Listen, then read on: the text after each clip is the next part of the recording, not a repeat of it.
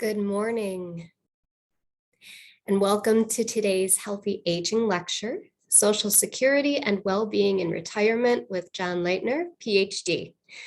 My name is Julie Brown. I'm the Assistant Director for OLLI, one of our geriatric community programs, and I'll be your moderator today.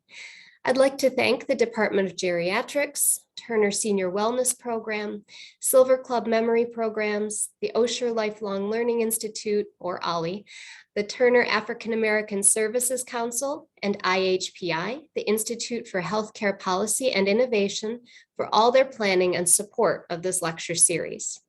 Please make plans to join us next month and next week for more continuing lectures.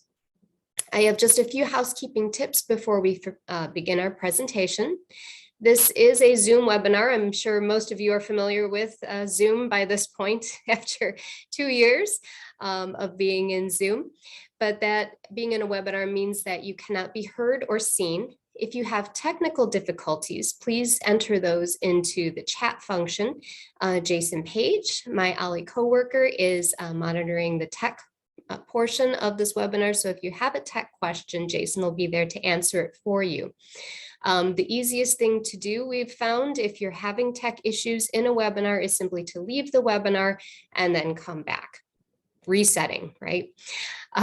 If you have questions for Dr. Leitner, please enter those into the Q&A function.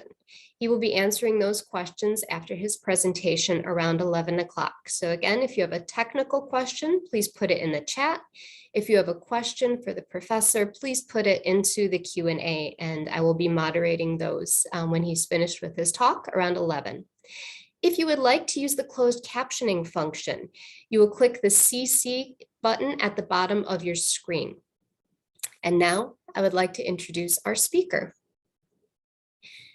John P. Leitner is Director of the Michigan Retirement and Disability Research Center, MRDRC, a research professor at the Institute for Social Research, and an economics professor at the University of Michigan. He is currently an NBER Research Associate and a TIAA-CREF Institute Fellow. His research interest focuses on macroeconomic theory, long-run growth, and public policy. He has worked with theoretical and empirical models of life cycle saving and private intergenerational transfers, human capital accumulation and education, technological change, and the national distribution of wealth. He received his PhD in economics from Harvard. Welcome, Dr. Leitner, and now I will turn it over to you.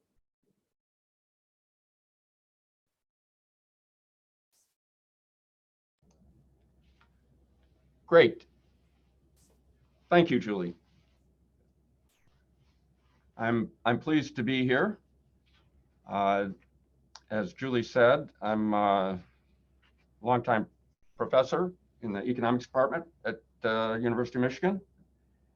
My foremost interest is macroeconomics.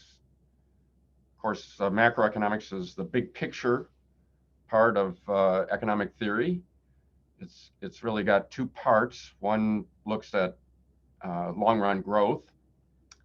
That branch of the theory really dates from the 1950s and 1960s at MIT. Professor Robert Solow, among other people. The other part of macroeconomics looks at business cycle fluctuations, and the modern part of that really dates from the 1930s in England with John Keynes. And I'm particularly interested in the long-run growth part. And as Julie said, I've in the second part of my career, I've been director of the MRDRC, the Michigan Retirement and Disability Research Center, and that's over at ISR. So I divide my time between the econ department and ISR.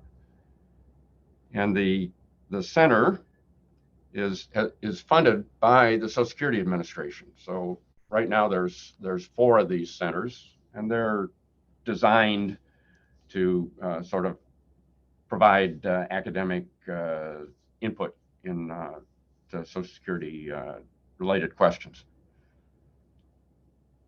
So I'm pleased to be here today, and my talk is Social Security and Well-Being in Retirement, and consistent with my interests, I'm going to try to talk about my conception, my theoretical conception of what the role that Social Security plays in the U.S. economy and how it fits in, and maybe what some of its challenges are going forward.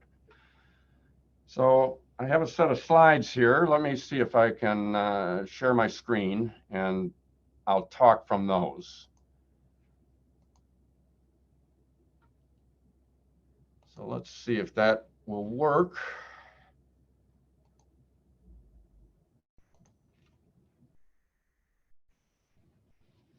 So here we go.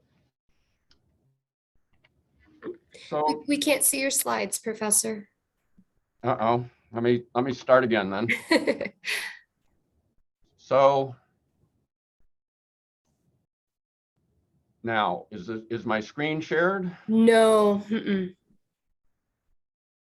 Oh, there you Try it go. again. There Let's see it if this goes.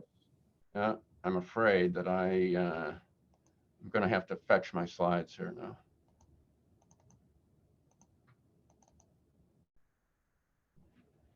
There we are. Let's see if that'll do it. How's that? Perfect. Great, thank you. All right, so the way I'd like to kind of put the Social Security system into perspective is to think of it in a very stylized way. So pre-Social Security, so the Social Security system came into being in the late 1930s. But before that, I want to think of households in the United States as relying on themselves, the family line. So parents raise children, but then as the parents go into old age, the children reciprocate by providing care. So maybe the grown children take the widow into their householders, and so on. So I want to think of this as the pre-Social Security system, and it had become a little fragile by the 1930s in the sense that families were getting a lot smaller. So people were not having so many children, and that's fewer children to share the responsibility of elder care, and it makes it riskier too.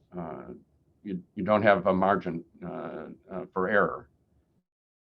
It's also true that adults were living longer and living longer in retirement, and that, of course, is a random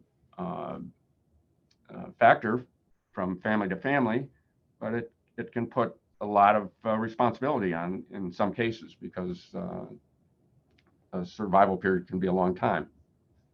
And presumably also children were becoming more mobile, and that this was making it less straightforward for them to be available to take care of their aging parents.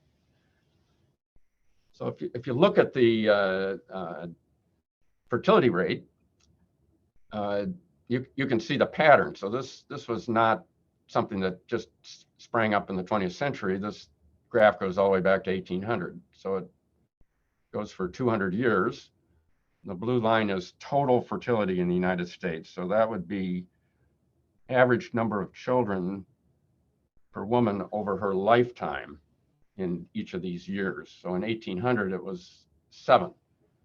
So it's fantastic by modern standards. And those would be number of live births. But by the 1930s, it's way down to 3, and as we go in closer and closer to World War II, in the Great Depression, it drops all the way down to about the replacement rate, about 2.1. And then it leaps back up with the baby boom, but that's turns out, I think, just to be a short run aberration, and that the real long run trend just continues.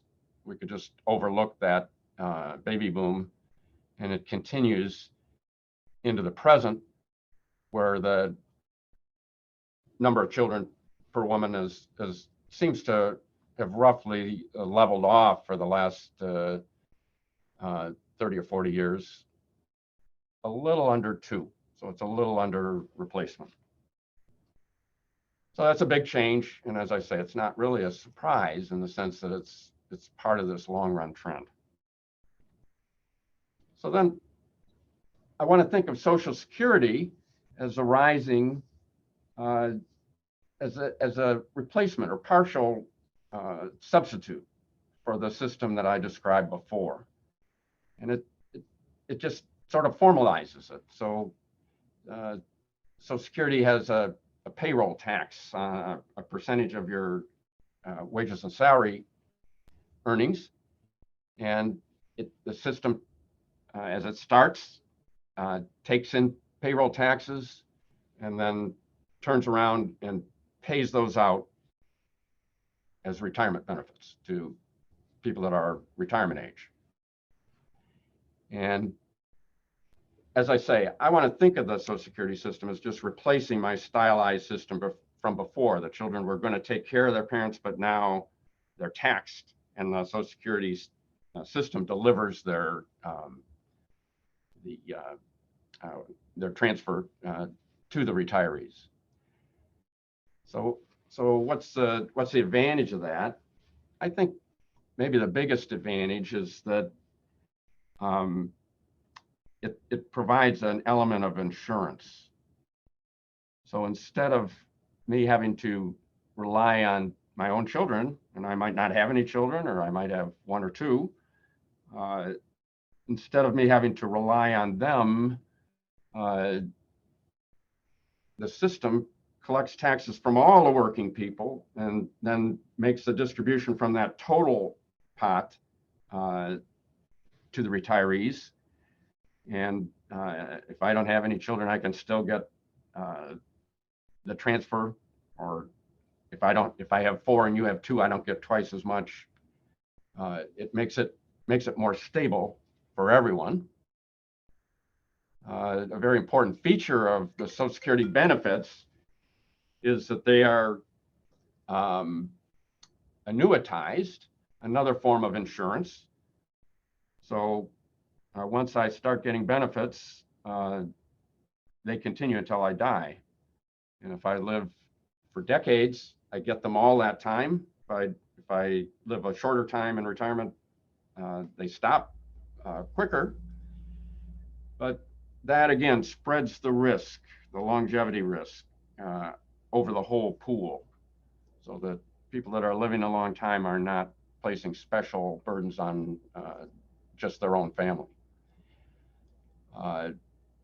Furthermore, once you start collecting those benefits, they are year by year adjusted for changes in the cost of living according to the Consumer Price Index. So if there's inflation of 5%, then next year your benefits will be 5% bigger. So you get the insurance of protection against inflation. Beyond that, the system it's reliable and statutory. It's not a matter of how generous my children happen to be relative to yours. It's written into the law.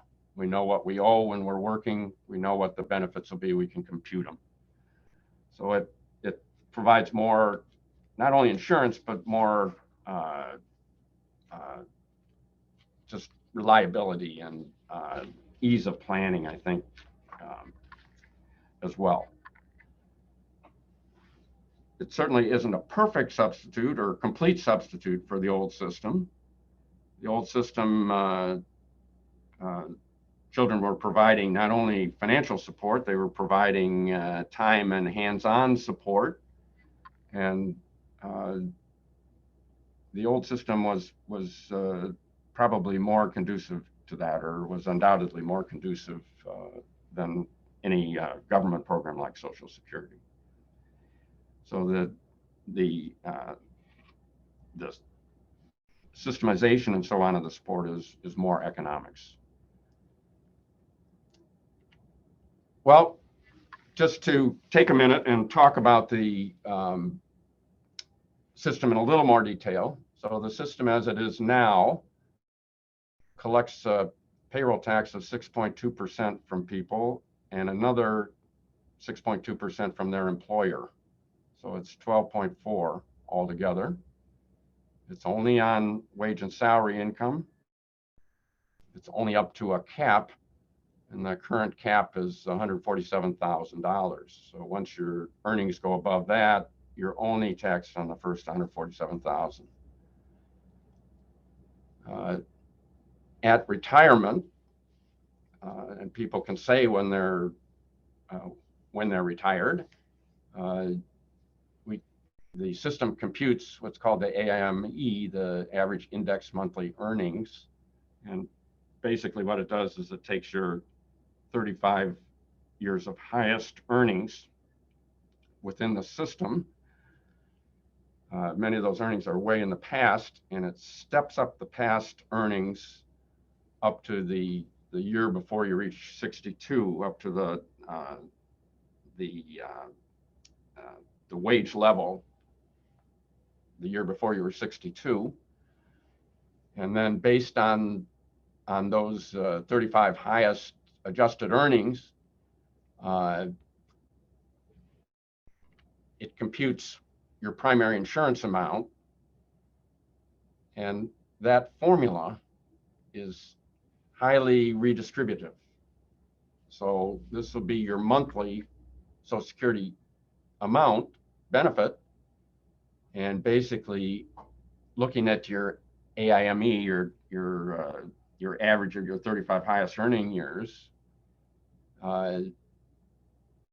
your benefit amount will be 90% of the first $1,000 in that AIME, but only 32% of additional dollars in that AIME up to 6,000, and only 15% of additional amounts in that AIME beyond that 6,000.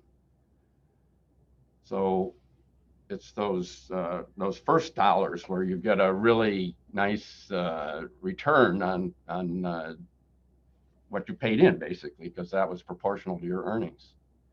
And once you get above this amount, this is per month, so we're talking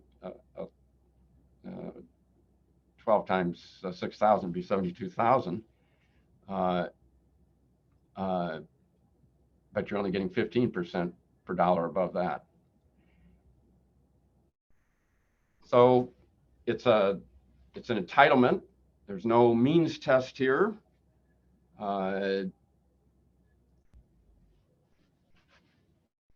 And whatever your other resources are, how much other savings and wealth you have and so on doesn't affect your benefit. So it's entitlement based on what you earned and what you paid in.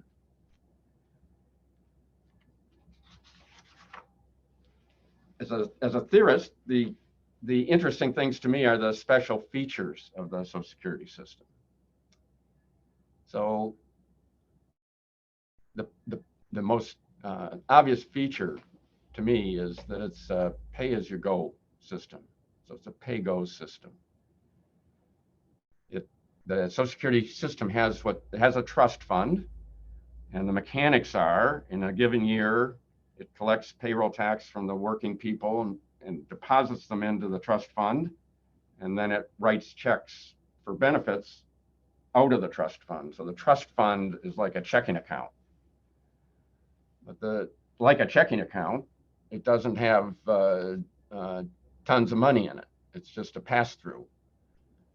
And in fact, the Social Security system is therefore distinct from, say, a private pension that you might have.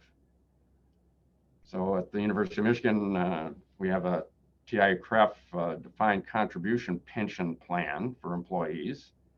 And I pay into that out of my paycheck each month, and the university has a match and so on. And that builds up an account for me with my name on it. And when I retire, that account belongs to me, and I can draw it as a monthly check, or I can annuitize it, or I can take it as a lump or whatever. But that is a regular pension plan. I build up equity in it over time, an amount of money, that's saving that I'm doing, and that plan is funded. That money belongs to me. It's there in an account accumulating. It draws interest depending on how I've chosen to have it invested. And the interest goes into that account. It's a form of saving. The Social Security system, on the other hand, as I've been trying to stress, is like an intergenerational reciprocity or transfer system. It's the working, the children are paying into it, and what they pay in is being transferred to the retired group, their parents in a sense, their elderly parents. There's no funding there. It's not a saving system, it's a transfer system. And the trust fund has a balance in it in the sense that my checking account has a balance in it, but the balance is relatively small relative to the amount of money that's flowing through there. And it's in no sense is it a funded saving system where you're building up an account that you're going to draw from. When you retire, you're going to draw from the people that are then working directly, not from what the dollars that you put in when you were working.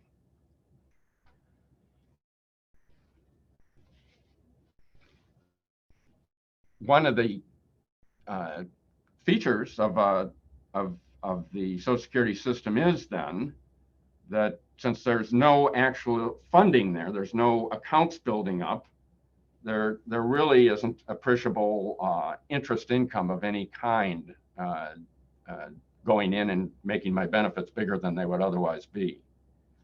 And that's quite different from a private pension, as I've just described. The private pension system in this country used to be defined benefit pensions, where I'd work at a company and then I'd make a contribution into a retirement account, but they would contribute the rest. And then when I retired, there was a statutory rule, a contract rule, that I'd get a certain percentage of my final paycheck amount or something like that. Usually it'd be annuitized as long as I lived. But the company would have been managing that account for me and would have been putting money into it as I aged through the workforce. And it would have been making the investments, and the interest and the return on those investments would have been going into that account. The account might have been managed by an insurance company. And that's a defined benefit system. And if the interest and stock returns and so on my account were large, they wouldn't have affected the payout because that's statutory, and the company wouldn't have had to make such big contributions if the interest returns and so on were very favorable. Nowadays, we're switching over in the private sector to defined contribution plans where I put the money in and the account is in my name, and if there's an employer match, that goes in. I decide how it's going to be invested. Any stock market or bond returns that the account makes go into the account. If the returns have been favorable, then when I retire, my account balance is bigger than otherwise, and I get it. So the pension system, as it switches from DB to DC, has left people facing more risk in the sense that their investment returns on their pension account accrue to them. So if they're favorable, they get them. If they're lousy, then their account isn't so big when they retire. In the old defined benefit system, once you signed that contract, it told you what your benefits were going to be as a function of your last salary. and that was the company was absorbing the stock market, either favorable or unfavorable returns. So there's, in a sense, there's more risk. There's investment risk in the new pensions. And the Social Security system doesn't have that risk. There's no rate of return risk. It's more like the defined benefit in the sense that my payments are statutory based on what I earned, my wages and salaries during my working years.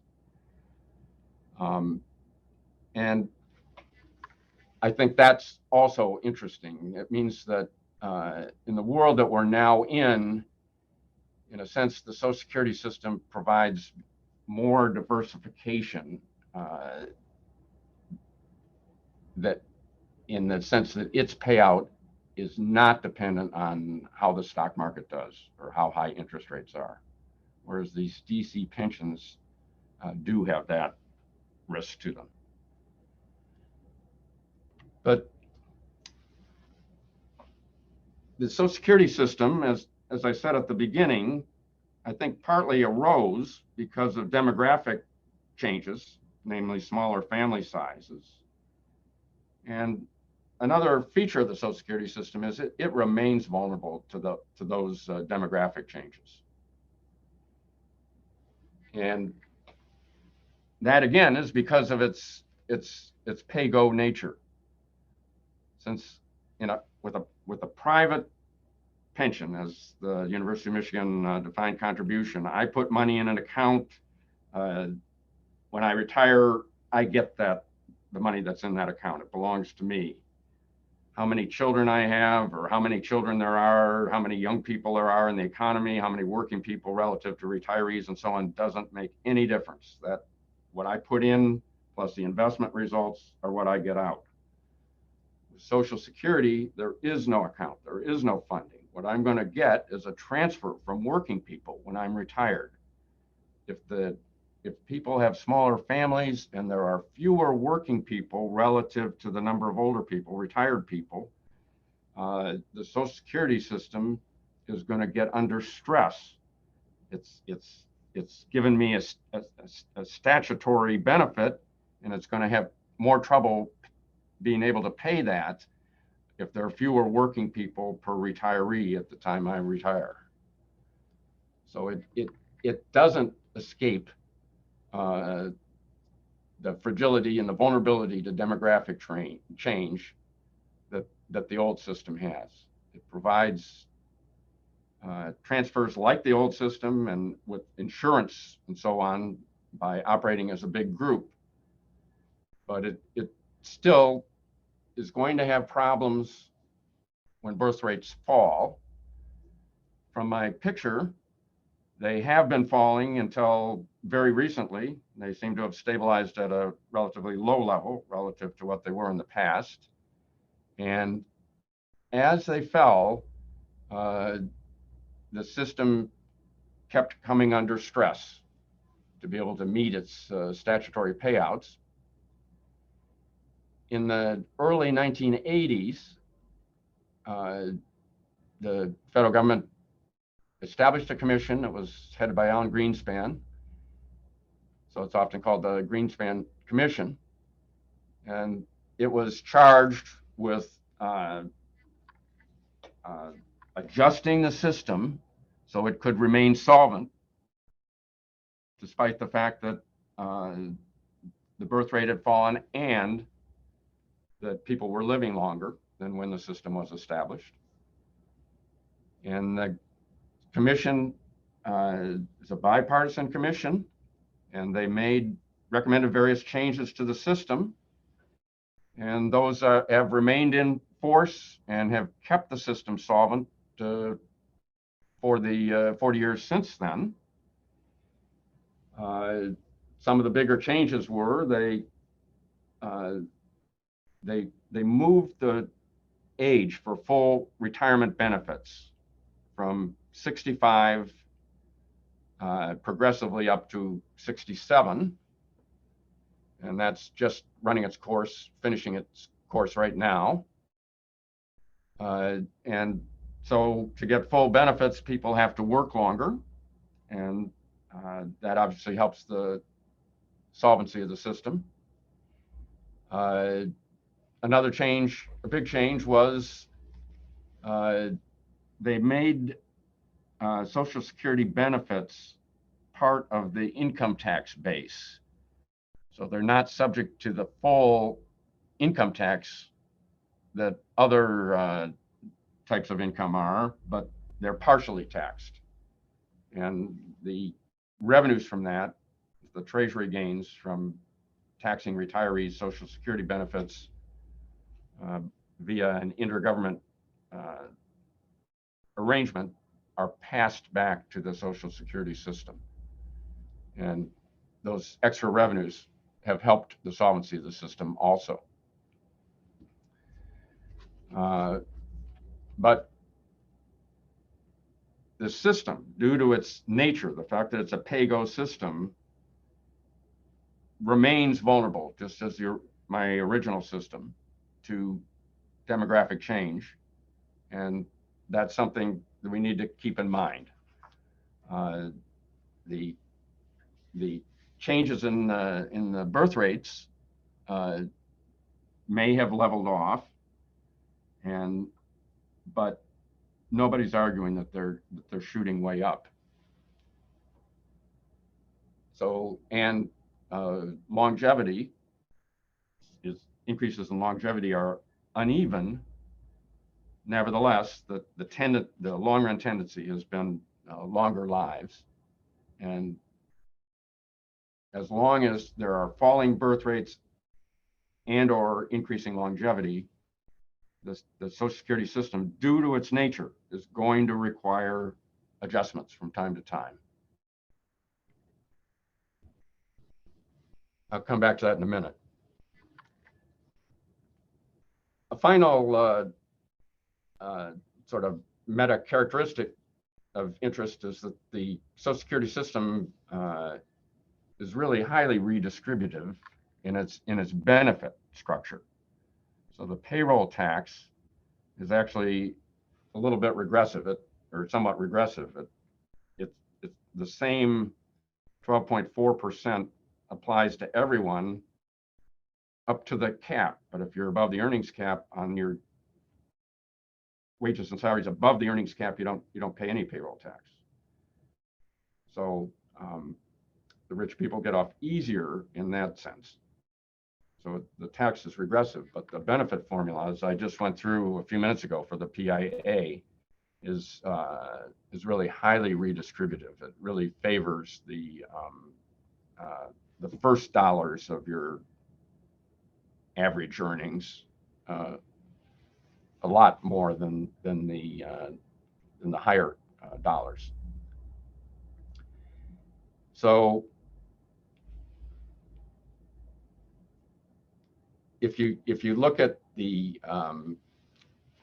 what you might call the replacement rates, so this is taken from an article in the Social Security Bulletin where the authors had computed the average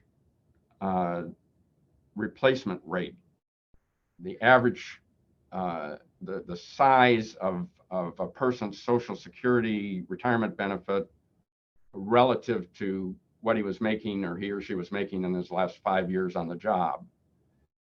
And they did it by quintiles of earnings. Well, in the highest quintile, the amount that Social Security benefit was relative to your final earnings was about 40%. But if you go up higher, or if you go rather to lower quintiles, if you look at the second quintile, for example, because of that redistributive nature of that PIA formula, the replacement rate is a little above 80%. And the lowest, they were putting everybody in this, and in the lowest lifetime earnings quintile, there are a lot of people who had no earnings in the last 5 years prior to retirement, and so they couldn't even make the computation of what the ratio was, what the replacement rate was. But anyway, you can see the progressivity here. Social Security makes a lot more difference in terms of retirement security to lower earners than it does to the highest earners.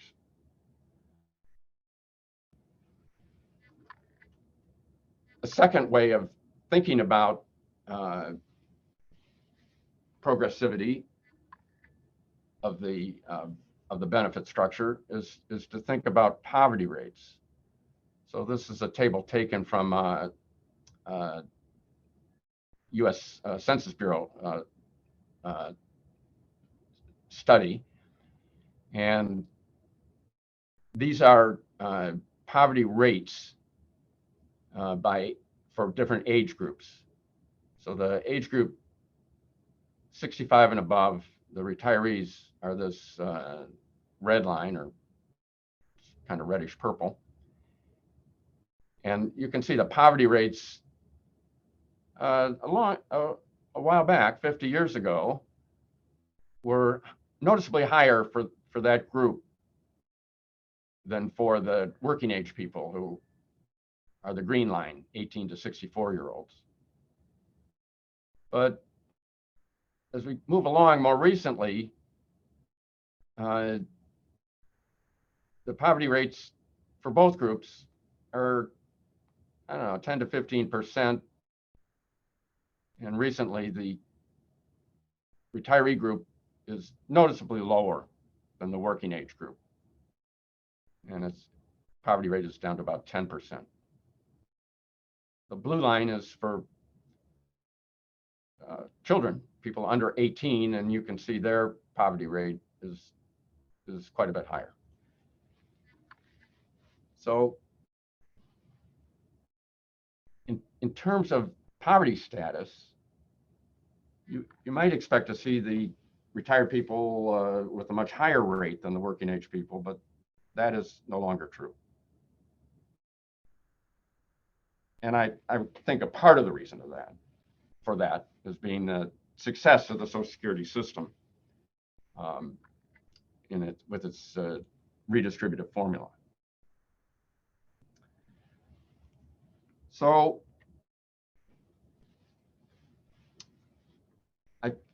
as a summary, I think of the Social Security system as not being like a regular pension. It's not a savings plan in the economic sense of setting aside money in an account and building up wealth, where that account, frankly, the account balance is then available to the financial sector to buy stocks and bonds and so on, and finance plant and equipment and so on in the economy. There really is no funding, appreciable funding in the Social Security system. It's more of just a transfer from working age people to retired people.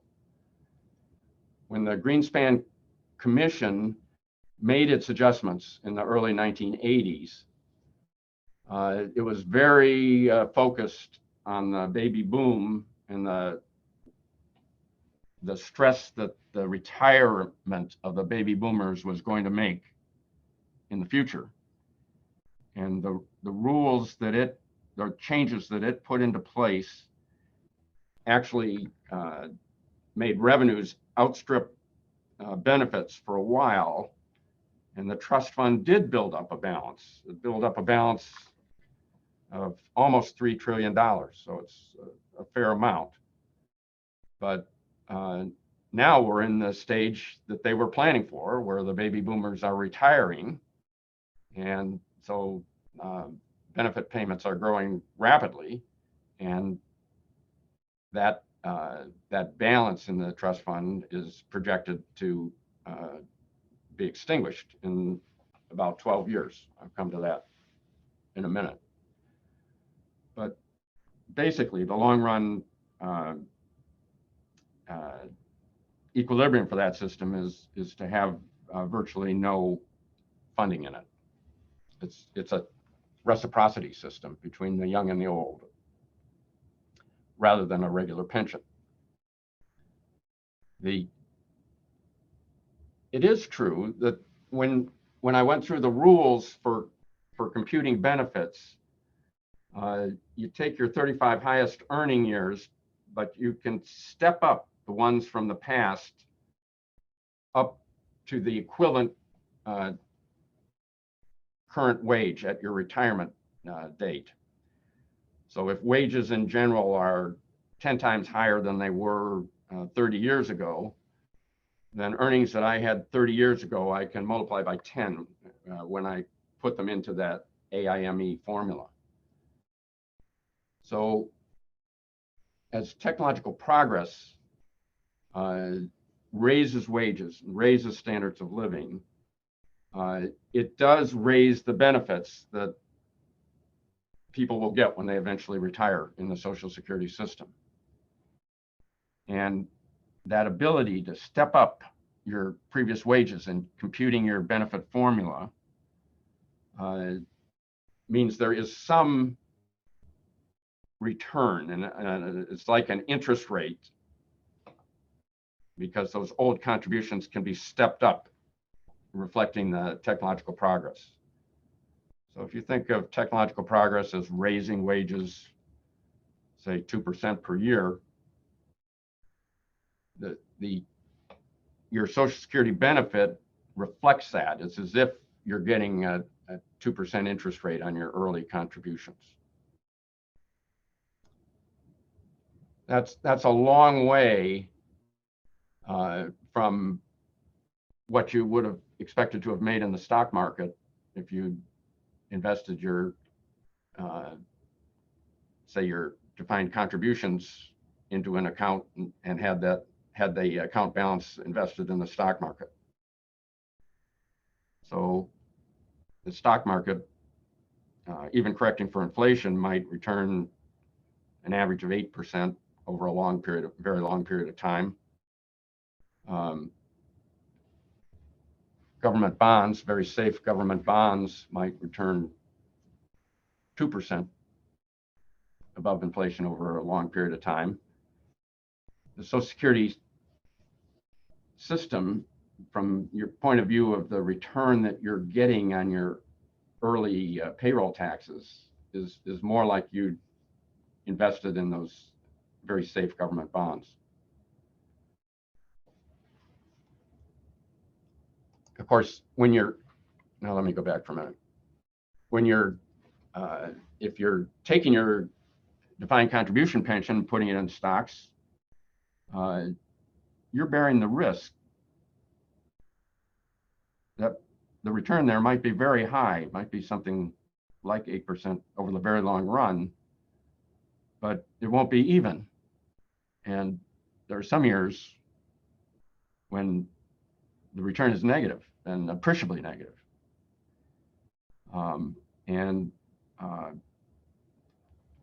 You have to bear that risk when you do that. So a prudent investor might hold some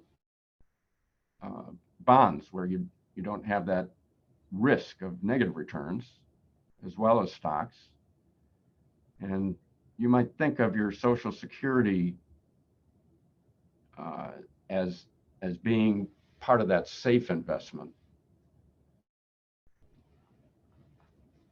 It's something to keep in mind. When the Great Depression, of course, was the most famous case. The stock market went down over 90%. And it took, in some ways, several decades to recover. So it wasn't just that you had a bad year on returns. You lost the lion's share of your principal.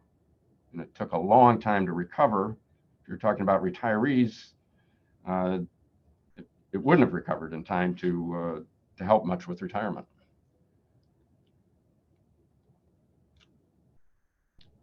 Anyway, that's the system. It remains like the old system that I described at first. It remains vulnerable to demographic change. And that means over time, it'll have to be adjusted surely. In terms of the reliability of the payments and the implicit return, the implicit interest that you're making on by being part of the Social Security system, it's more like a very safe bond than like a stock market return. Well, because of this vulnerability to demographic change, to increases in longevity and declines in the birth rate, although the Greenspan changes have lasted us till now, the prediction is they're not going to last indefinitely. And in fact, the Social Security trustees issue a report each year. Most recent one was last summer, the 2021 report. And it predicted that the combined retirement and disability trust funds would run out of money in 2034. The interpretation is that here we have a system with statutory tax rates and statutory benefits. The demographic situation has changed so that the system is not going to be able to pay the benefits it's promised, given the taxes that are in the statute. According to the trustees' report, if we don't do anything between now and 2034, the inflow of taxes at that point to make the transfers to retirees the transfers will have to be cut to 78% of what their current level, so cut by about 20%, or at that moment we'll have to raise the payroll tax rate so that we get a bigger inflow, and the rate would have to go up about 3.5%. So it's 12.4 now, and it would have to be up to 15.9.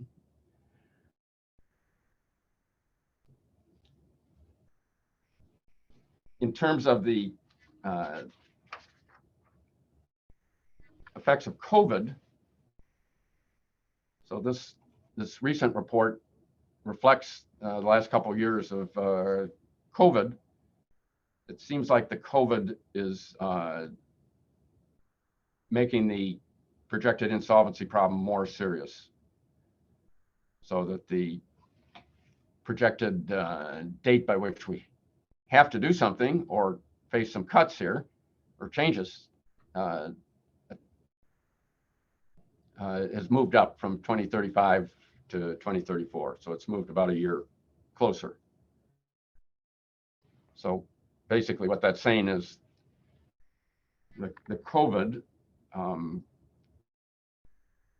caused a recession in 2020, and people were out of work, so they weren't paying payroll taxes. The payroll taxes were down, and of course the benefits, the people that were retired and so on had their promised benefits, and that made the solvency problem a little bit worse, so that the date of insolvency came a year sooner. It's not an enormous change, but it made things a little bit worse. So the bottom line is something will have to be done.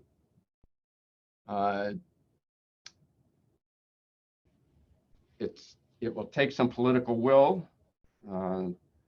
As I said, the Greenspan Commission was a bipartisan commission.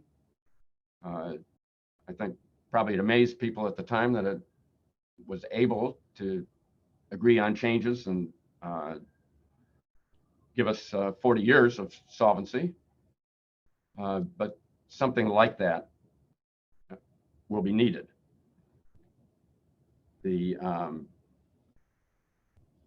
As I say, most of these changes, I would think of them as coming from the changing demography. I didn't mention immigration. immigration could be a factor. It could even be part of a factor in an adjustment made to solve the insolvency problem. I think in Europe, this has been an active subject of consideration. That in order to be able to pay retirement benefits, one thing you could do is open up for more young immigrants who could add to your labor force, and therefore the people paying into the retirement system. But there's a variety of possibilities. I tried to recap what the Greenspan, some of the things the Greenspan Commission had done. I wanted to finish here and talk last couple of minutes about a big study that's also done at the Institute for Social Research, where my center is. And it's called the Health and Retirement Study. So this is a big data collection effort. The first data was collected in 1992 now, and it's been a biennial survey. So it goes in the field every 2 years. The Health and Retirement Study, it's federal government funded from the National Institute of Aging, and it collects, or people enter the survey when they're 51 to 60 years old. It has quite a large sample. There are thousands of households, and they collect survey data, and then when you're in it, they follow your household every 2 years. And the idea is to follow people until they die. And the survey collects information on your family situation, how many children you have, how old they are, how old you are, whether you're married, how many times divorced, and all this kind of stuff. It collects information crucially on when you retire. So many of the people won't be retired when they enter the survey, but when they do, it tries to pin down what age you were when you retired, and ask you some questions about why you retired. Did you retire because your health had gone bad, or did you have to retire, or did your job disappear, or whatever? So it's looking for information about that. Crucially, it has an agreement with the Social Security Administration that if people sign a waiver, the survey can get access to their lifetime Social Security earnings record. So if a household has a man and his wife, if they both sign the waiver, people are using the Health and Retirement Study can get access to the year-by-year earnings as saved by the Social Security Administration for each of those two spouses. So I think the excuse me, the earnings figures go back to 1950, so they cover virtually your whole life. And then the survey adds data, as I said, on when you choose to retire, when your spouse chooses to retire. And also, crucially, it attempts to construct the household balance sheet. So it tries to establish at these 2-year intervals how much net worth the household has. So it will ask just a sequence of questions. Do you own your house? What's your equity in your house? Do you have pensions? That was one of its big innovations. When the survey started, a lot of people had these elaborate defined benefit pensions. So do you have a defined benefit pension where you work? Will you give me a release to get a copy of the pension plan? And then the survey has computer programs that use the plan to predict what's the value of your pension going to be. Do you have a defined contribution pension? Well, that's a lot easier then. What's the current balance in that pension? Do you have individual retirement accounts? What are the balances in each of those? Do you have a separate portfolio of stocks and bonds? Tell me about it. How much of each one do you have? And so on. So it attempts to pin down how much wealth people have. And from that, you can deduce how prepared they are for retirement. It also asks about, did you get inheritances? How big were those? When did they come? And it attempts to do what are called exit interviews when a person dies to try to get information on how much of an estate they left and who it went to. Well, here's a table of results. This is from a paper that was actually written for my center. And they were looking at different birth cohorts, people that were 51 to 56 in different years here, from 1992 to 2010. And this is the average, the mean wealth that this was done by individuals. So if myself and my spouse have a net worth in our household of 500,000, you gave 250,000 to each of us in this table. So if you look at the wealth by individuals, they're pretty near their peak lifetime wealth. They're at 51 to 56. They're getting close to retirement. You can compute the present value of their expected Social Security benefits. You know what the Social Security rules are. You know what their lifetime earnings are. You can predict how much their benefits will be at that point. And the benefit is a flow into the future, but you can compute its present value. And then you can do their DB pensions and their DC pensions and their IRAs. And this last row is for their household wealth. That would include the value of their house itself, the equity they have in their house if they own their house. Other houses, retirement or vacation homes, plus whatever portfolio they have of private investments apart from their pensions. And when you add these all together, I think the averages are rather surprisingly large. Remember, this is per person, not per household.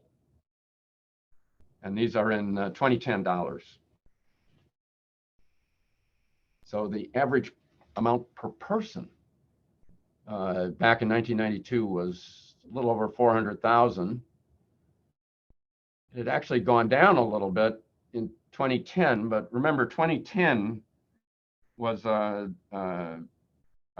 very stressed time for the stock market because it was getting towards the end of their Great Recession.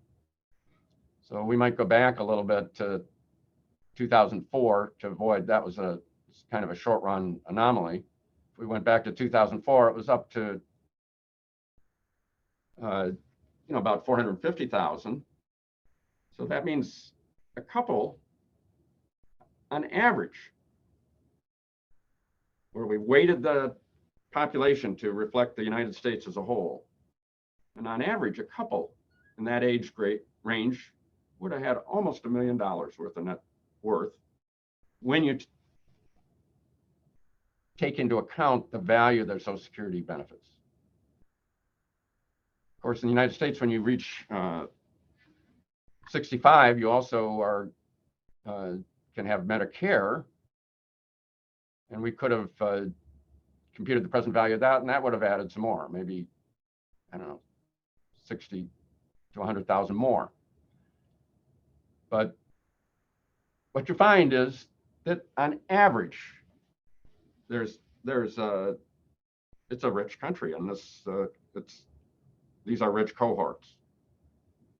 Now, the we say that the distribution of wealth always has a long upper tail, so the median would be lower than the mean, and it would be substantially lower.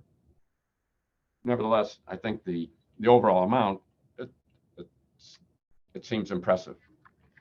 Here's a graph that looks only at what they call the retirement wealth. So it included the pensions and the Social Security alone. The yellow part here is the size of the Social Security. You see it's very stable and it rises, even in the recession. It's just very stable and it rises. That's what I said. It's not volatile the way the stock market is. And then the upper three are the IRAs, the DC pensions are the green, and the DB pensions, the old ones, are the orange. You can see the DB pensions as recently as 1992 were far bigger than the other two, but they've been shrinking, and the DC pensions have grown in importance. But in general, there is some concern that when you leave the pensions to individuals, to the DC plan, instead of having the company do it as a DB plan, they won't contribute as much and so on. And the total amount of pension wealth, you can see, is smaller than it used to be. So the DB pensions have gone down a lot, the DCs have gone up, but not enough to make up the difference. So it's a little bit of a source of concern. But these are part of the wealth that was in this previous table. It's just leaving out the value of the house, which is a very major thing for most people, plus their private portfolio other than their pensions. So that's the health and retirement study. It's in my center. It's been one of the cornerstones of the research. It's been the database for probably half the research projects that we've done in the last 20 years. It's really a fabulously rich data source. As I say, they follow these people every 2 years, and they furthermore periodically they add a refresher cohort where they add a new group of 51 to 60-year-olds, so that as the older ones age out and are depleted through death, you have new ones, and you can see how the wealth accumulation and so on in the economy is proceeding over time. It's a great data set. It has a lot of information in it. That's what I had to say. As I said, I'm pleased to have a chance to come here and talk to you. I'll be happy to participate in the Q&A. Wonderful. Thank you. Thank you. All right. We have a lot of questions for you, Professor. So we'll go ahead and get started. If benefits go up with inflation, can they go down if inflation eases? So I believe the way the law is written, they go up with inflation, and then but they don't go down. But I would have to check that. I would have to check that. It's not very often that inflation actually goes negative, that we actually have deflation. Now, in the Great Depression, way back in late 1920s and early 30s, there was deflation. So inflation actually went negative. Recently, inflation went down near zero, but I don't know whether it ever went negative even in that period. It's highly unusual. It's usually a matter of whether it's a big number, as it is maybe right now, maybe 5-6%, or whether it's 1 or 2%. I would have to double check that. It rarely goes negative where your benefit would actually be cut anyway. Great, thank you. Why is Social Security income based on the payroll rather than annual income or wealth? So I would say that would go back to my conception of how the system was started. That it was people before had relied on their children to share their income with them when they were elderly, and the logical way to sort of systematize that setup was to have people pay a fraction of their current labor earnings and then get a benefit from that. It was never. So what was the question then? Whether you would, why don't they take a fraction of your wealth? Mm-hmm. Yeah, based on the So I would say that would be one answer. Another that's an interesting idea. Economists worry a lot about incentives. If we set up a system where the benefits that you get would be related to how much wealth you have, that could have very poor incentives, because the amount of wealth that I have when I retire is a function of how much I've saved. If you tell me my Social Security benefit is going to be lower if I have a lot of wealth, that's going to reduce my incentive to save. In terms of if you made the contributions dependent on how much wealth people have, a lot of the people in the labor force, well, probably the younger half, don't have very much wealth. The older ones have wealth. That would be a different tax base. In the United States, we do tax income, but there's almost no case when we actually tax wealth. And I guess, again, it's there could be really perverse incentives. If you start taxing people on how much wealth they have, then it's an incentive to either hide that wealth or to not save as much.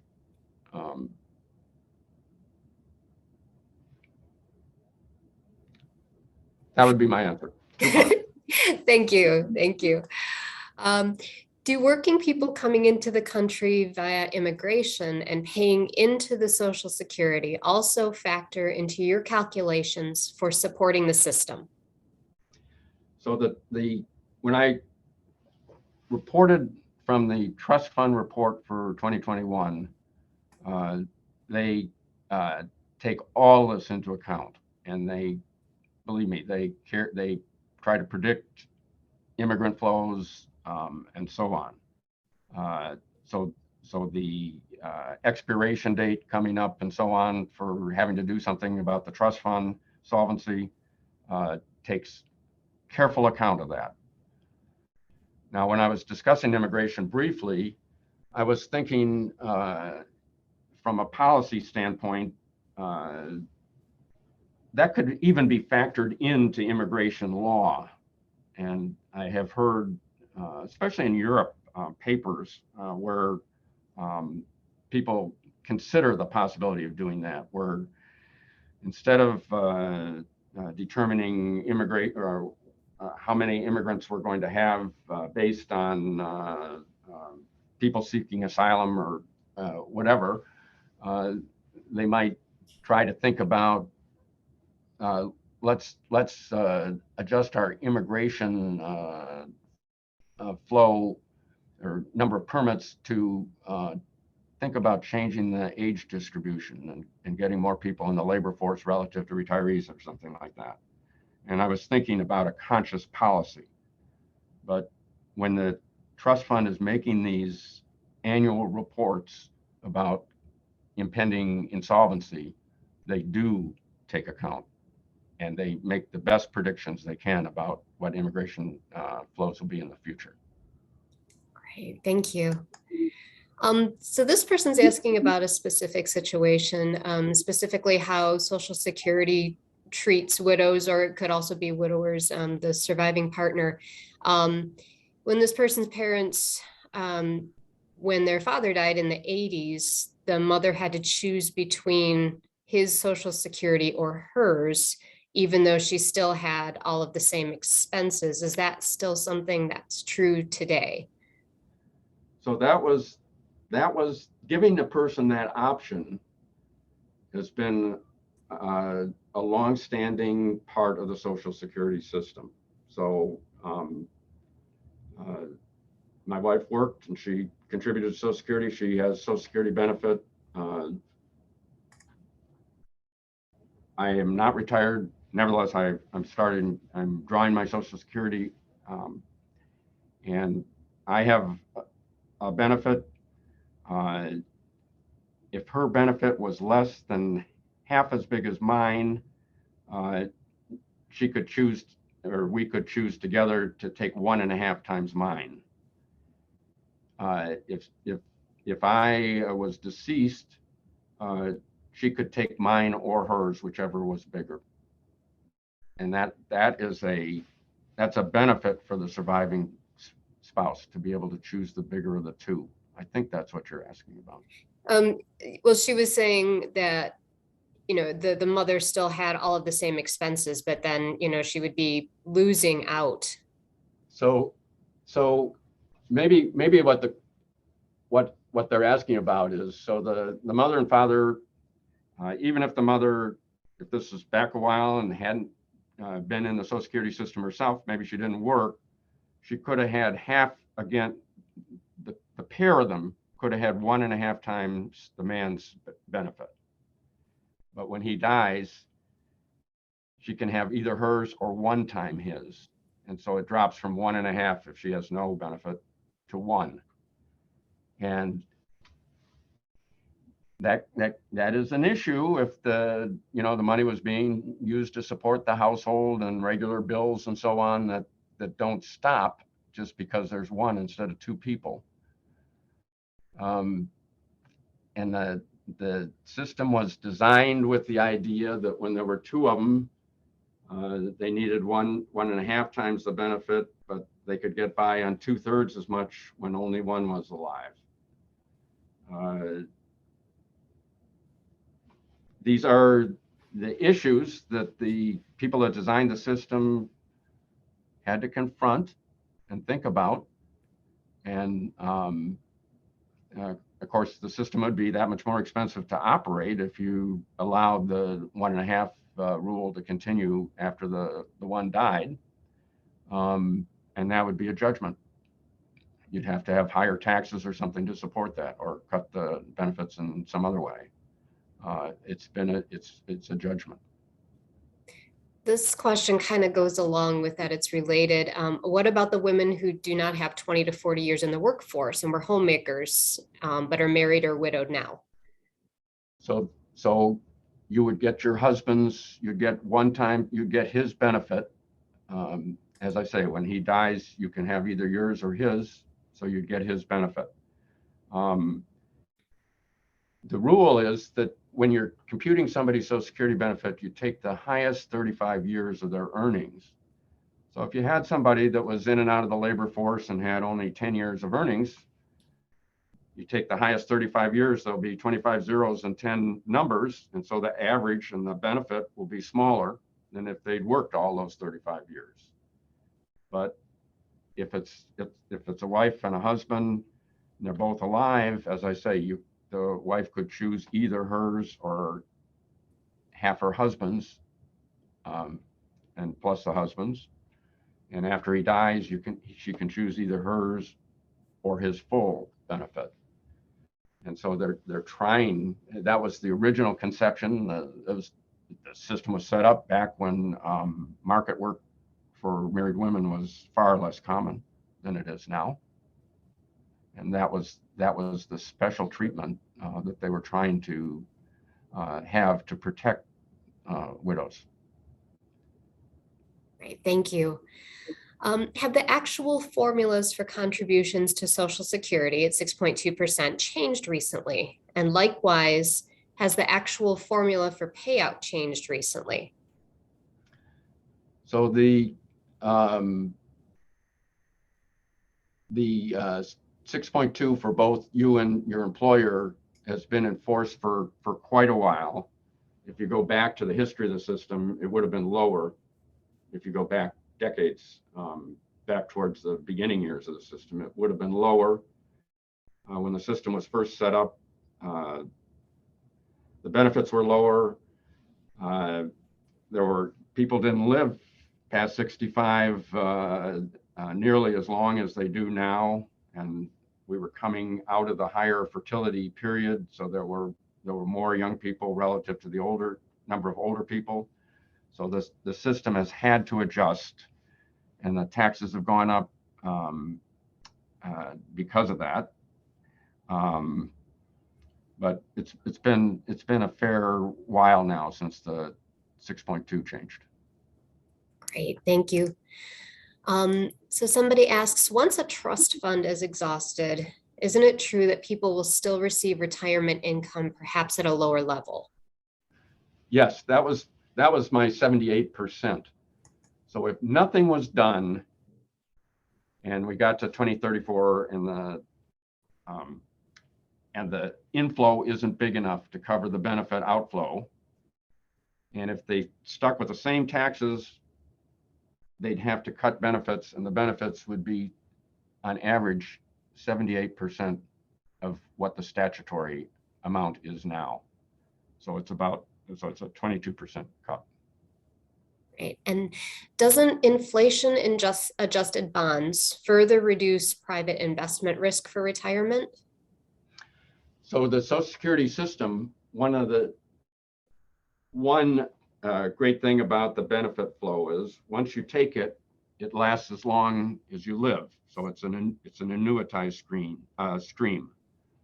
A second very nice benefit is that it's adjusted with the CPI, so that its real value doesn't fall when there's inflation. So it's like what they call a TIP, government inflation protected security, where if there's inflation, you get the interest plus the rate of inflation. It's like that. It protects you against inflation. And there's not too many private pensions that have that protection in their stream. So then will rising inflation be a boon to future Social Security incomes? No, the correction is just to keep track of inflation. So if prices are twice as high 10 years from now, then I'm already collecting my Social Security benefits. My nominal benefit will be twice as high. So it will have the same purchasing power then that it does now in terms of, how many McDonald's hamburgers it'll buy. It should be the same. It's not up or it's not down. It's protected against inflation. If it didn't have that protection factor, when prices doubled, I'd be down to half as many hamburgers out of my check. Great. With the increased death rate of about 80% of people over 65 of COVID deaths, so around 800,000 people, won't that help rather than hinder the insolvency? So when I made that remark about the trustees report, the trustees said explicitly that because of COVID over the past year, they'd had to move the projected date for insolvency a year closer. So they were taking account of both things. They were taking account of how COVID affected the tax base and how it affected the benefits. So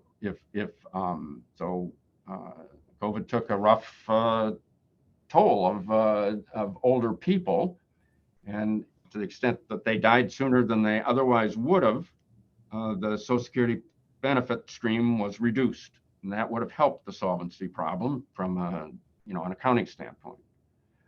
On the tax side, though, during the early part of the COVID, a lot of people couldn't go to work, and their wages and salaries stopped.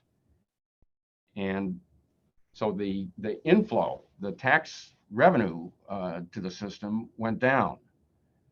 Well, an awful lot more people were in the latter circumstance where they couldn't go to work and they didn't have income temporarily, and their payroll tax disappeared, revenue disappeared for the Social Security system. That was an awful lot more people than the number of people who died.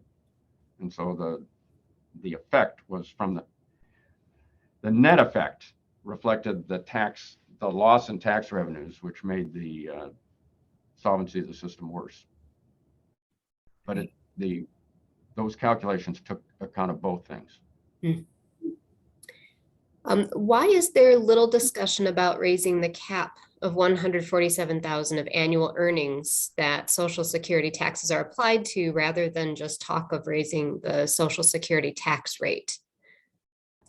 So there have been various studies done, and the cap is one thing you could change. If you raise the cap, there'd be more revenues flowing in from the payroll tax. And people have looked at this. In the trustees' report, they didn't go through all possible things that could be done. They really just said, if you do nothing, we will either have to cut benefits by 22%, or you'll have to raise taxes by 3.5%. Those are two things that would one or the other would be necessary, or you could do some mixture of those, or you could do other things, but they didn't present a whole menu. That would be the kind of thing that some of the projects for my center or something might look at. What are the options? How much would you get if you raise the cap, if you double the cap, and that kind of stuff. These things are being discussed. When there will be another bipartisan commission, I don't know, or whether that's the way it will finally be solved. Social Security is a really important program. I think something will be done before the crisis hits, but whether it will be done 10 years ahead of time, it's like we're doing it tomorrow, or whether it'll be done 1 year before the crisis, I don't know. The Greenspan Commission met more like 1 year before the crisis. That's a question of how Washington works, I think. Well, this is kind of a related question. So what would be a reason to not charge payroll tax on all earned income rather than capping at a certain income level? It's an interesting question. So what if you wanted to make money just by raising the cap, but you didn't want to make benefits more generous? What you would have to do is say the cap is currently 147. I'm going to double it, but on that second 147, the earnings that you make aren't going to count at all towards your benefit. I'm just using that money to help the system. I think these are questions of this is like the politics of the system or something. The system.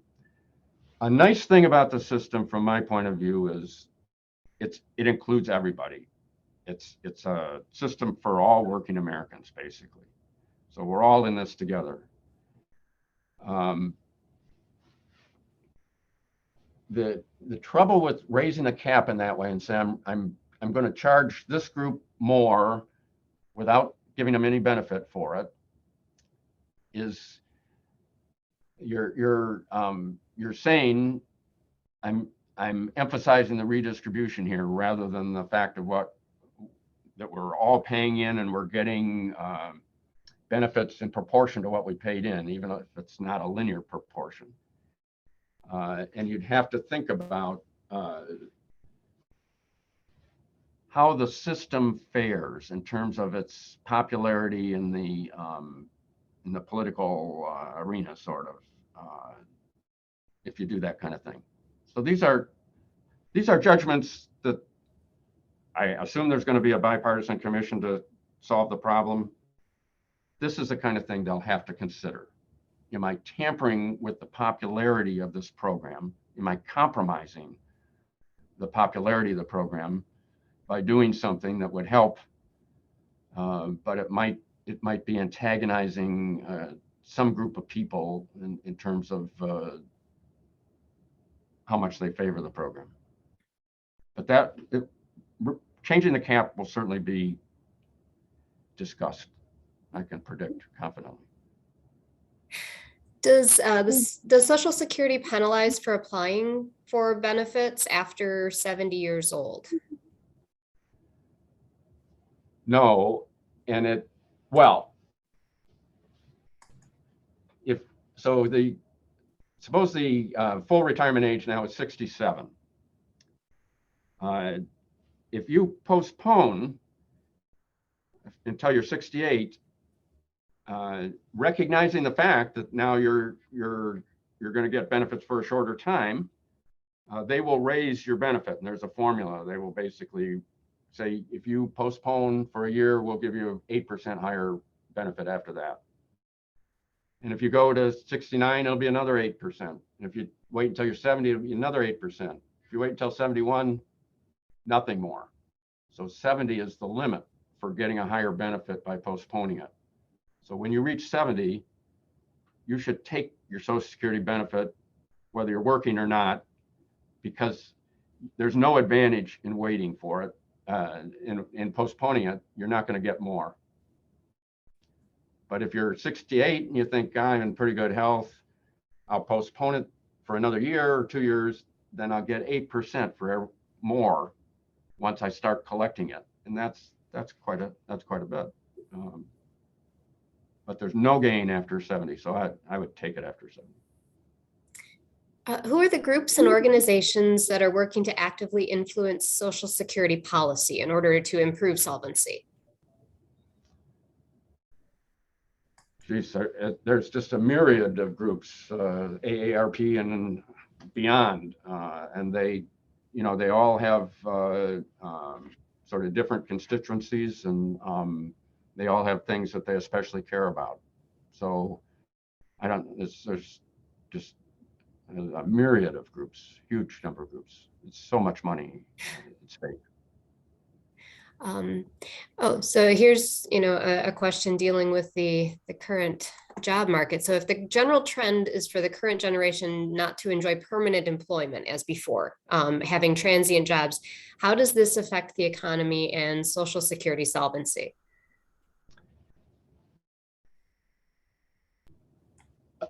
Provided people correctly report their income, whether you have 3 jobs or 1, or what the nature of your job is, whether you work for yourself or somebody else, shouldn't matter. All that income should be reported on each job. If people, so it's not automatically, it doesn't automatically matter with the changing nature of jobs. If the availability of flexible hours jobs makes people work more, it could help the Social Security system, because there'd be more income, therefore there'd be more payroll tax income revenue. But if it encourages people to take more moderate hours or something, and they're earning less in total, then it's going to hurt revenue. So I think this is an issue that the Social Security system is very interested in, the future of work and what's going to happen. And it's an issue for study. How is the availability of a greater variety of types of work? Is that going to increase the number of hours that people actually work, or is it going to decrease by making it possible to be more flexible? And I don't think the jury's in on that. I think we have time for just one more question today. We have a lot of good ones, but this is, can undocumented immigrants who work and contribute to the Social Security system collect benefits upon retirement or disability, or is the system benefiting from those earnings? This is a very detailed question that I would have to look it up. If a person is an undocumented immigrant,